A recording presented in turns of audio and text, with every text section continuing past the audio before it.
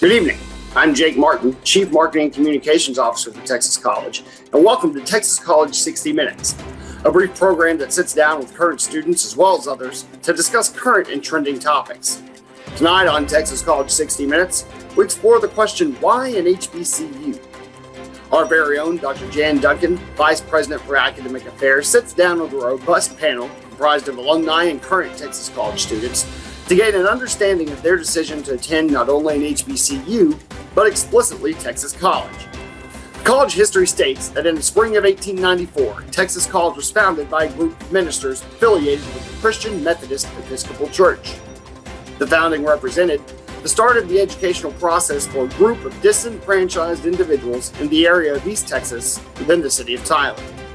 The charter, as originally issued July 1st, 1907, indicates that the name of the corporation was established as Texas College, with the purpose of an educational institution designed to operate under the supervision, care, and ownership of the CME Church in America. The exclusive educational direction was to include the education of youths, male and female, and all branches of a literary, scientific, and classical education, wherein all shall be taught theology, the normal training of teachers, music, commercial and industrial training, and agricultural and mechanical sciences. The subsequent years of the college were spent with refinements and enhancements of the educational enterprise. The Articles of Incorporation reflect such efforts with modifications and amendments during periods 1909 to 1966. Today, the college complies with its founding principles and thus she remains open to all individuals without discrimination on the grounds of national origin, race, religion, or sex, with the right to offer instruction in the areas of arts and sciences, humanities, natural sciences, social sciences, and preparation of teachers, as well as the provision of instructional supports to those in pursuit of an education. Texas College's mission continues to embody principles of the CME Church. The college shall prepare students with competencies in critical and creative thinking related to the knowledge, skills, and abilities as defined in areas of study. Additionally, the college shall provide an environment to inspire intellectual, spiritual, ethical, moral, and social development, which empowers graduates to engage in lifelong learning, leadership, and service. Now, before we begin, let's first look at a brief overview of Texas College.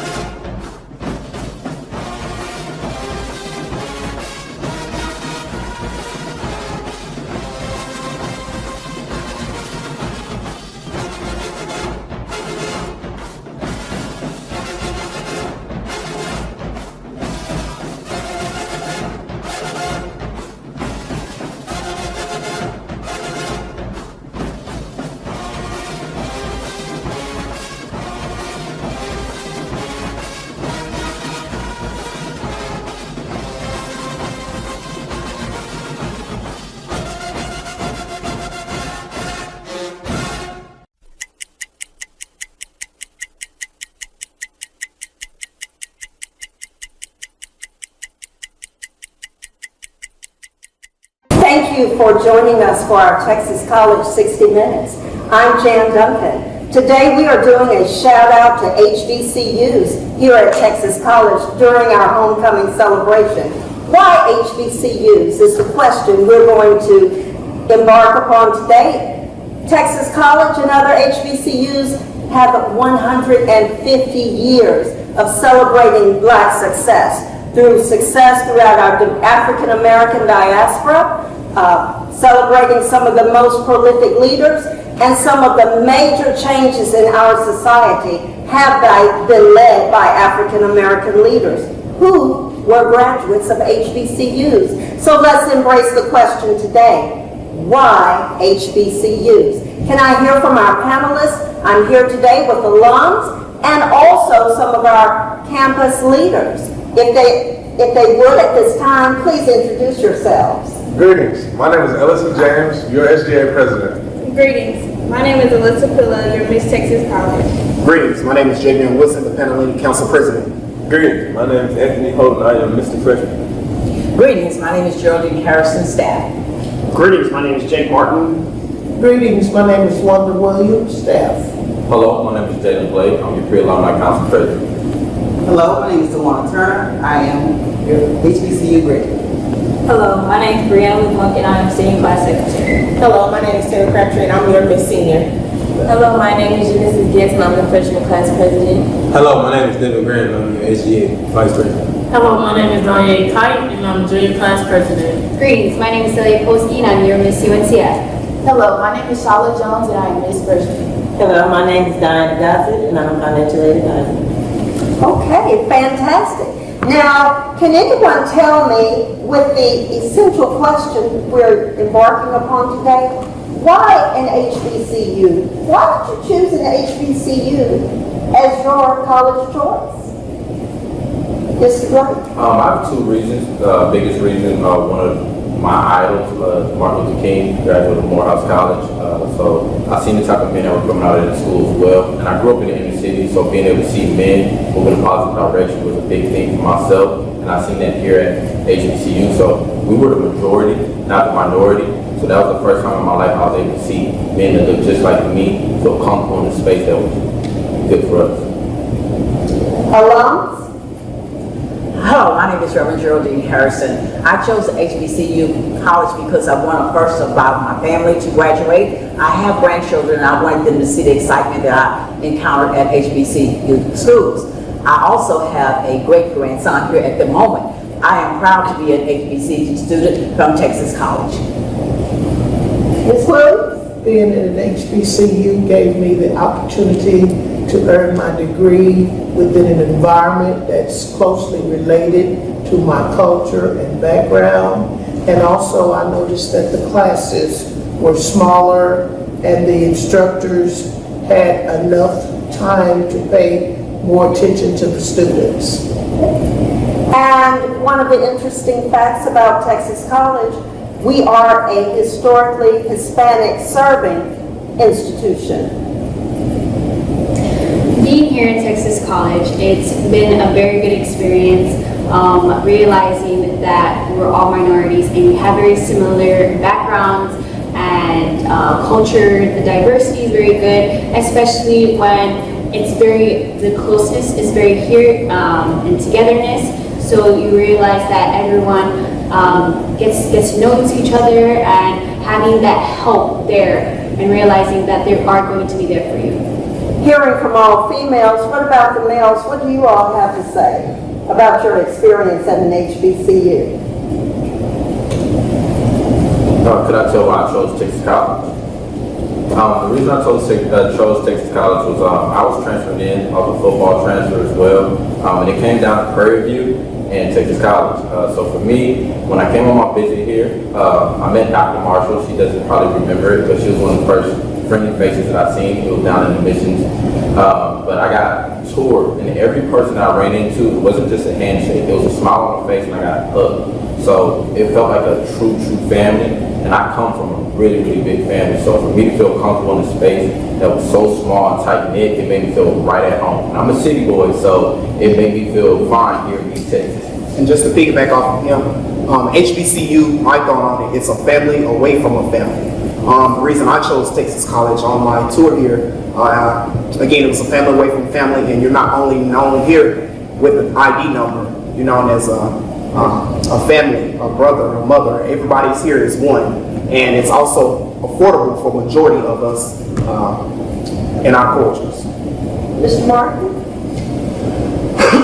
Excuse me. So I initially chose Texas College myself. Obviously, I differ from the majority of the group here, but as a white male, I chose Texas College initially to play football. To be transparent about it, that was my whole position in coming here. But upon coming here, I immediately fell in love with just the whole institution itself and the culture and everything that I was surrounded by. It was definitely more of a social learning aspect, equally outside of the classroom, just as it was inside. The involvement, the opportunities afforded by Texas College and HBCUs generally, as they always have, caters to kind of just a smaller campus and familial type aspect, where everyone knows your name, as has been shared by everyone here. Everyone gets to know you. Your opportunity for involvement is great. You can be involved in whatever it may be. Me personally, I was involved in a variety of different organizations, but probably the biggest one of pride, aside from football, would be being the SGA president here, the first Caucasian SGA president at Texas College. And so, yeah, my experience undoubtedly formed who I am today and has influenced my graduate work and pretty much my whole life, undoubtedly.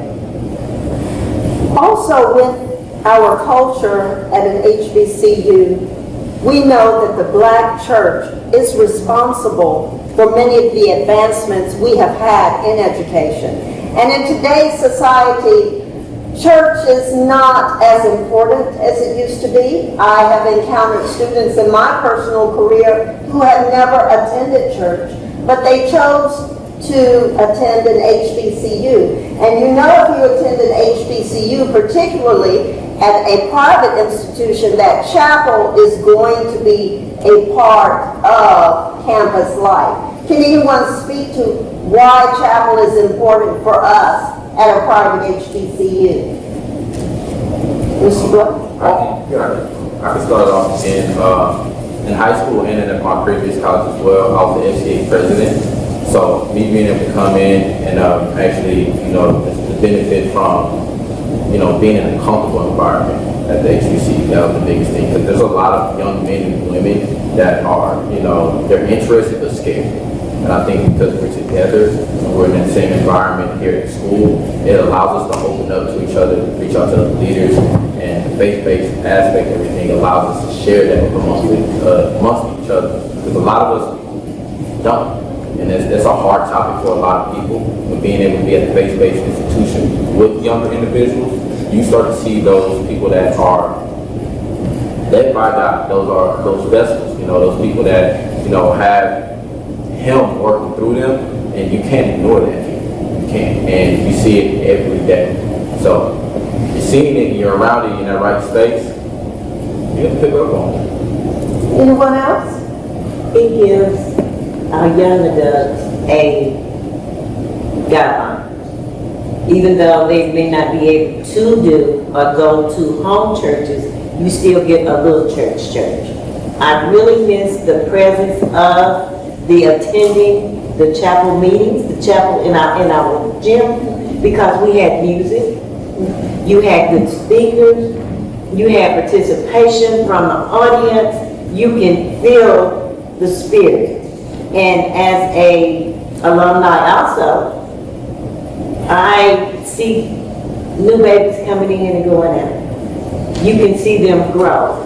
I have seen some that come in. I first started here in 2017. So my babies are graduating. But I have learned to see them mature. I've seen them mature to pass it on to the newer ones coming in. So our HBCUs guide our students. In today's society, with our young Black men, we need all that we can have and give them all the strength and support that they can get to show them there is other means, which they will in turn take back to their friends. So it's good. I love my HBCU. And chapel here at Texas College is also, like Ms. Gossett said, it's a church away from the church. So it gives you the opportunity to bond and connect with others. It actually gives us as students as well as staff the opportunity to give our life to Christ. And the thing I like about it is it's beneficial and it's worth it. And I believe chapel is needed in the environment that we're in today with this generation. Thank you so much. Now I'm getting ready to bring up a hot topic. What presence or what would an HBCU be without the Divine Nine? And I'd like for our panel president to tell us and describe to our audience, what is the Divine Nine? So the Divine Nine is a unity, Greek unity, Black Greek letter organizations who all come together to basically, is the life of the campus. From Alpha Kappa Alpha all the way down to Iota Phi Theta. These all play a big special part in our campus today with holding activities, forums, events, so on and so forth. And without a Divine Nine, HBCU wouldn't be like it is today. President, can you just tell us or call out all of the Divine Nine names so we don't have any future issues? Yes. 1906, Alpha Phi Alpha Fraternity Incorporated. 1908, Alpha Kappa Alpha Sorority Incorporated. 1911, Kappa Alpha Psi Incorporated. 1911, Omega Psi Phi Incorporated. 1914, Phi Beta Sigma. 1922, Zeta Phi Beta Sorority Incorporated. Iota Phi Theta, 1963. And 1913, Delta Sigma Theta. So would life be the same on the college campus if I'm not part of the Divine Nine? Can you just tell us how it adds to the ambiance of the campus? Life would be the same. It's a little deviation from it. Comes in whereas student leaders. So once I got here, I started to involve myself in different organizations as far as MOVE, Student Ambassadors, Library Club, and you develop that leader mentality. And once you get into that leader mentality, you go to these interest meetings or informational to see which one is for you. Of course, everybody won't get picked, but once you do get picked, it plays a big part. And it's not only what you do for the campus or for the chapter, it's what you do in the environment, in your community, and what you're going to do after college life. So HBCUs and Divine Nine plays a big part. There's another fact associated with HBCUs. More than half of America's professionals in America's society, more than half of our nation's professionals have graduated from HBCUs. Having the HBCU experience myself, I believe that it shows you how to work with persons from other cultures, various diversified situations. Do you feel the same? Has it given you all, particularly the student leaders, an opportunity to learn and grow as a professional for your future careers? For myself, wanting to be a district attorney, I feel that it has given me a sense of something to look forward to from seeing African American males who are lawyers in those high positions. It makes me feel like I can do it from an HBCU and I don't have to go to a predominantly white institute to get the same, to reach the same goal. With me, I play on the soccer team here at TC, and so when I came in, I met so many different people. It's mainly Africans, but Africans and Hispanics that came in, and it's it showed me broader perspective of what combination is. HBCUs. Okay, go ahead. For me personally, HBCU, it showed me what kind of person I am. I like to speak out. So coming to HBCU, it showed me being a leader makes me stick out more. So that was. Speaking as an HBCU graduate, I believe that HBCUs offer the opportunity for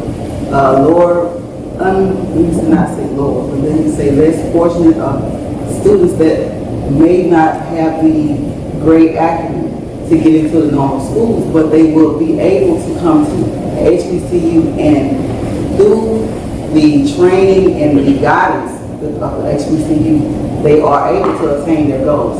So that and accept is a motivation for many students, because a lot of students are not able to go to a private, predominantly major university, but they are able to matriculate through HBCUs and have a successful life. If I can comment on that, I don't think that's to say that HBCU academic rigor is anything lesser than, though, and I feel like that's the common stereotype that is unjustly and almost practically no facts based upon it that is asserted against it. You know, HBCUs, historically black colleges, private or public, no matter what it is, constantly are stereotyped as being academically less rigorous and all these types of things, but this data shows that for the population served, they statistically do a better job at serving low socioeconomic, minoritized students and any other underserved students typically better than PWIs ever have. And so while a lot of that shade per se gets thrown at HBCUs, it's unjust and inaccurate because HBCUs continuously serve those populations tremendously better.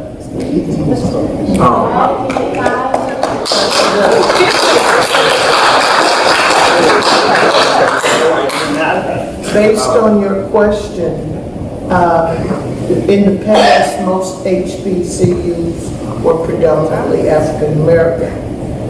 Yes, we will be able to diversify and move into corporate America, different cultures and different backgrounds, because we, Texas College and other HBCUs, have also diversified in their student body. We have our Hispanics and we have teams, especially the soccer team. It's from all over the country, all over the world.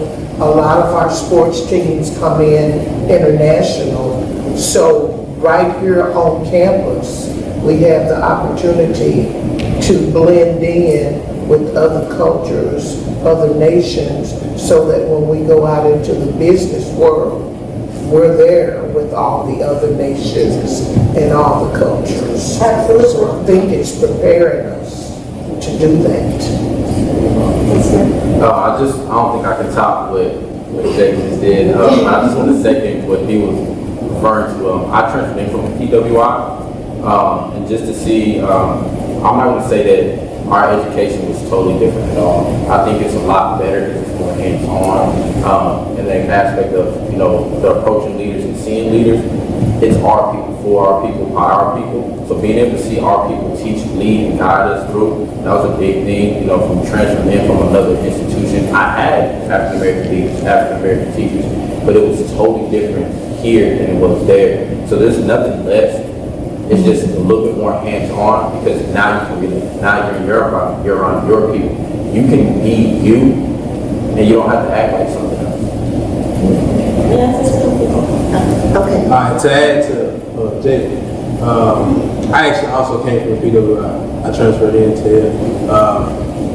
There, you can't, I won't say we couldn't fit in, it's just that we couldn't relate to most of the stuff they was doing there. You know? Like I was saying, yeah, I was at a PWI. I felt more like an outsider, more than I felt like a part. I connected with them. But when I came to Texas College,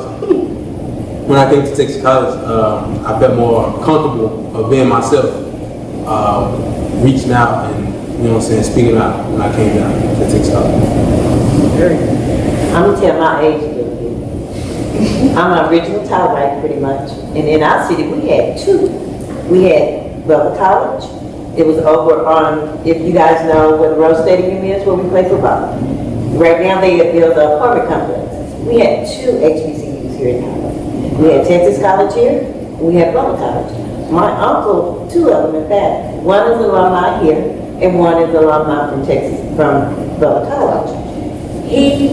Uncle Robert was a teacher and a minister through the AME ministry. So we got both sides.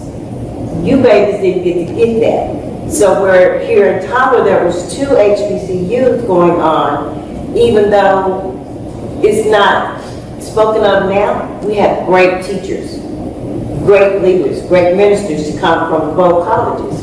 So here on the campus, we are still having some of that to come back. And I hate we don't get to see the alumni like we used to.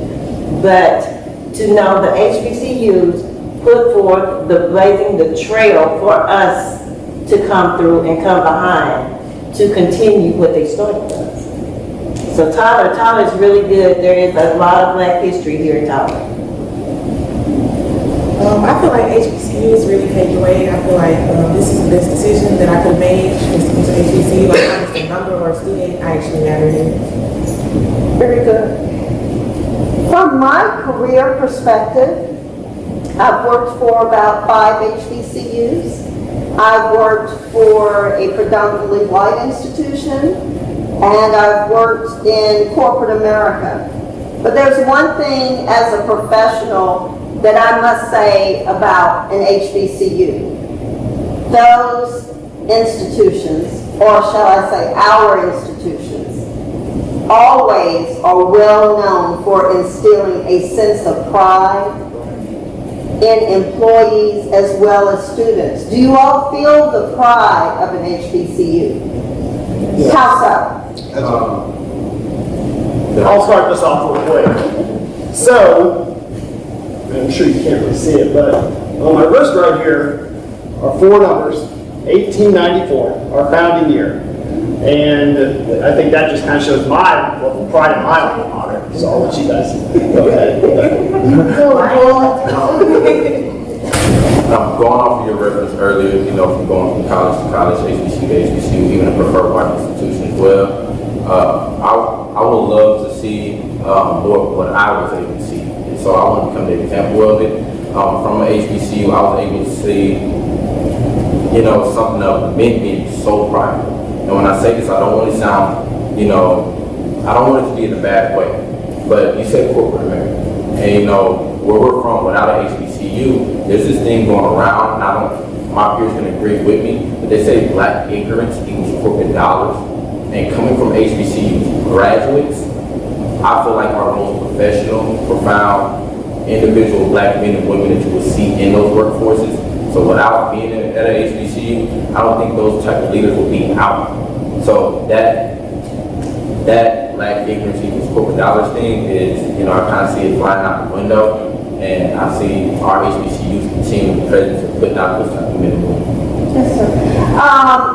As the moderator, I have to say that anything that is successful, or anyone who's successful, there's always naysayers.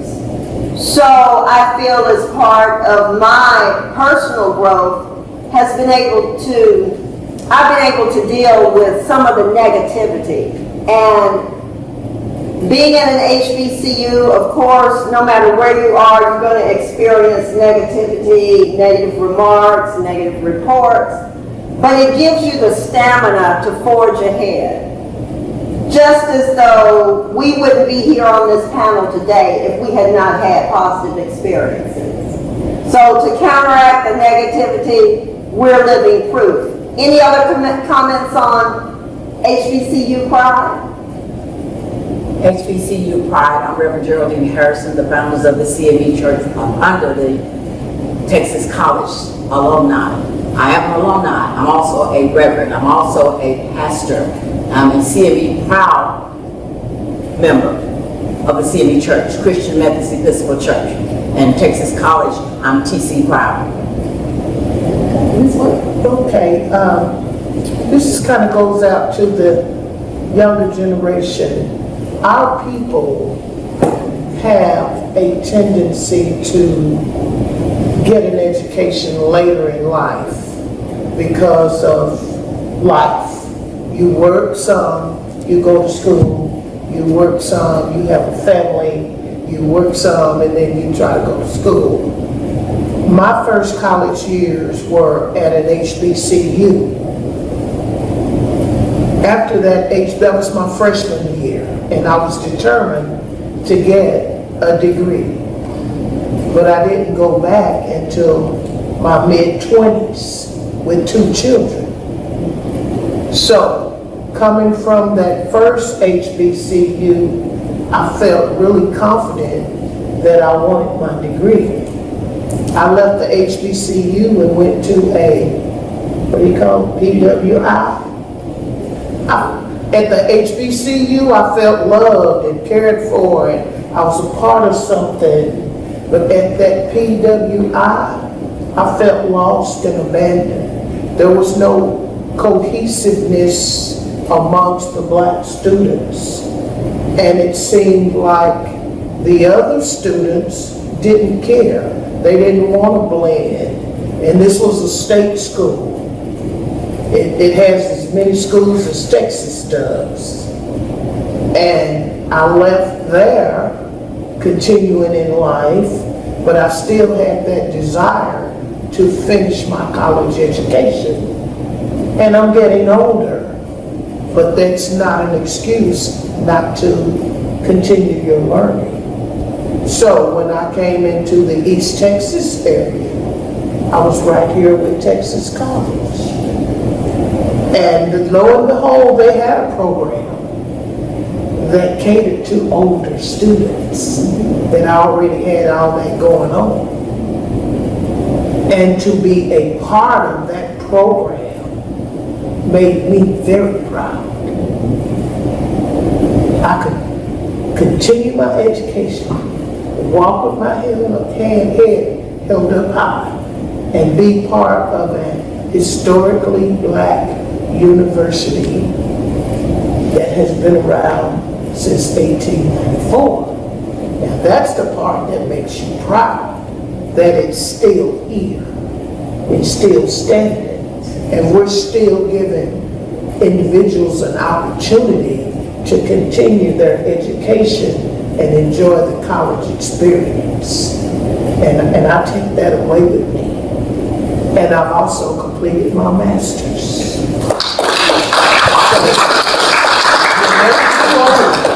To continue your education. That's the pride. And that is pride. And today, that concludes our panel on why an HBCU. Thank you for attending.